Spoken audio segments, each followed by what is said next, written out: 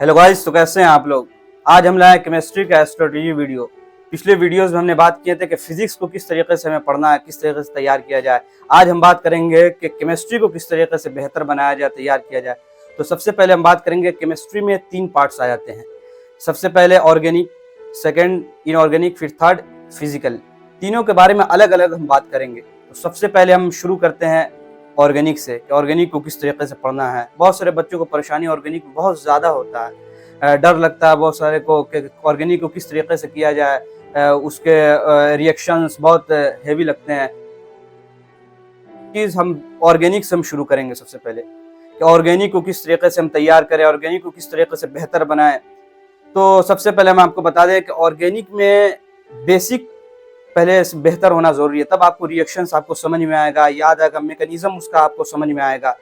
तो बेसिक क्या है उसका, जीओसी जो होता है, जनरल ऑर्गेनिक केमिस्ट्री, इस पे आपका पूरा कमांड बनेगा। पहले पूरा मेहनत 2 महीना लगे, 3 महीना लगे, लेकिन आपका बेस जब तक के नहीं बनेगा ऑर्गेनिक में, आपको कुछ समझ में नहीं आएगा।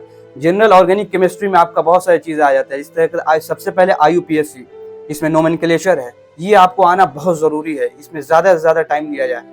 उसके बाद दूसरी चीज, आपको इफेक्ट पे ध्यान देना है, inductive effect, resonance, hyper conjugation, +I-M क्या होता है, कहाँ यूज करते हैं, ये सब बेसिक चीज है। इस पे जितना टाइम देना चाहते हैं आप टाइम दीजिए पूरा, लेकिन इसको बेहतर बनाइए, मजबूत। जब तक ये मजबूत नहीं होगा, आपको ऑर्गेनिक केमिस्ट्री समझ ही में नहीं आएगा। बहुत से स्टूडेंट कहते हैं कि हमको ऑर्गेनिक केमिस्ट्री हमसे नहीं बनता, हमको समझ में नहीं आता। ये वजह है कि क्यों नहीं समझ में आता है। और आपको ऑर्गेनिक केमिस्ट्री जब जिस दिन फेवरेट बन जाएगा, एग्जाम के पेपर में 10 से 15 मिनट बहुत है, मोर देन इनफ है इतना टाइम, कि आपका ऑर्गेनिक केमिस्ट्री सॉल्व हो जाएगा। इसलिए पहले हमें बेसिक को शुरू करना है, जीओसी करेंगे।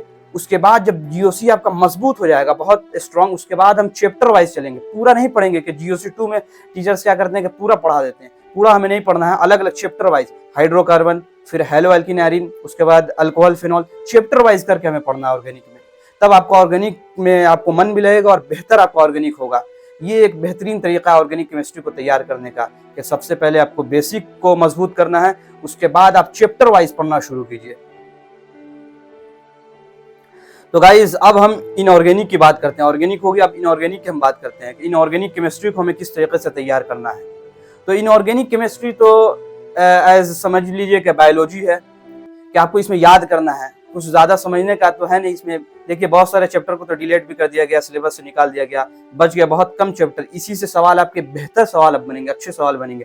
जिस तरीके से इनऑर्गेनिक केमिस्ट्री में सबसे पहले बता दें कि पीरियोडिक टेबल हुआ, केमिकल बॉन्डिंग हुआ, इस सब पे आपका पूरा कमांड बनेगा। पीरियोडिक टेबल, केमिकल बॉन्डिंग आपका बेस है, ये जब तक कि मजबूत नहीं होगा आगे आपको समझ में नहीं आएगा। इसको मजबूत कीजिए। फिर 12th में जाएंगे तो कोऑर्डिनेशन कंपाउंड जो चैप्टर है, ये बहुत इंपॉर्टेंट चैप्टर है। तो पहले बेस अपना शुरू कीजिए पीरियोडिक टेबल से, और एनसीईआरटी को रीड कीजिए इसी के साथ साथ, क्योंकि एनसीईआरटी इसमें बहुत जरूरी है। डायरेक्ट क्वेश्चन आ जाते हैं एग्जाम में, और इसमें PYQ लगाइए, प्रीवियस ईयर क्वेश्चंस। ऑर्गेनिक में भी हमने नहीं बताया, ऑर्गेनिक में भी आप previous year questions JEE Mains के भी लगा सकते हैं, 5-6 साल के जेईई मेंस के पेपर लगा लीजिए, नीट के भी लगा लीजिए।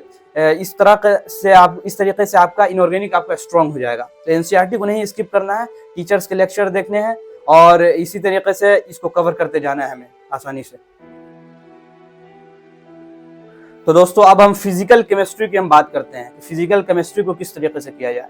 तो फिजिकल केमिस्ट्री एज जिस तरीके से समझ लिए फिजिक्स है, एकदम सेम फिजिक्स की तरह इसमें भी कैलकुलेशन है।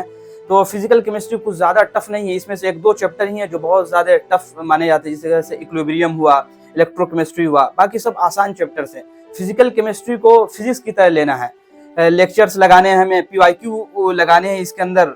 और आपको इसमें एनसीईआरटी ज्यादा इंपॉर्टेंट नहीं है, लेकिन अभी का जो सिनेरियो चल रहा है इसको देखते हुए एनसीईआरटी को भी आप रीड करेंगे, इंपॉर्टेंट बन जाता है। एनसीईआरटी तो सबके लिए इंपॉर्टेंट बन जाता है। तो एनसीईआरटी भी रीड करेंगे, इसमें लेक्चर्स लगाएंगे, उसके बाद DPP के क्वेश्चंस लगाएंगे, चाहे मॉड्यूल है तो मॉड्यूल के क्वेश्चंस लगाएंगे। ज्यादा बुक लगाने की जरूरत नहीं है हमको, प्रीवियस ईयर क्वेश्चंस लगा लेंगे, जेईई मेंस के PYQ लगा लीजिए, नीट के PYQ लगा लीजिए। और फिजिकल केमिस्ट्री में इसी तरह से फॉर्मूला को याद करना है और क्वेश्चंस लगाना है, ये कुछ ज्यादा टफ नहीं है, आसानी से इसी तरह से करते हुए जाना है। तो देख लिया आपको तीनों, ऑर्गेनिक केमिस्ट्री, इनऑर्गेनिक केमिस्ट्री और फिजिकल केमिस्ट्री को किस तरीके से हमें तैयार करना है। ज्यादा बुक रिसोर्सेज का इस्तेमाल हमें नहीं करना है, बस टीचर्स के नोट्स, टीचर्स के लेक्चर देखने हैं, वो क्वेश्चन और नोट्स, और उसके बाद से एक मॉड्यूल मॉड्यूल का बस क्वेश्चंस लगाना है, चाहे डीपीपी का क्वेश्चंस, बस इनफ है, मोर देन इनफ है। ये ज़्यादा इधर उधर का बुक हमें सॉल्व नहीं करना है, ना बनाना है। जितना कम रिसोर्सेज रखेंगे आपके लिए बेहतर होगा। आप एग्जाम के वक्त आप कम से कम रिसोर्सेज रहेगा तो आप आसानी से आप रिवाइज कर सकते हैं। इंपॉर्टेंट ये नहीं कि आप पढ़ना कितना है, बल्कि इंपॉर्टेंट ये है कि रिवाइज आप कितनी बार कर सकते हैं। बार बार चीज़ों का रिवाइज करना, तब रिकॉल होगा, वरना पढ़ने के लिए सारा सिलेबस पढ़ लेंगे,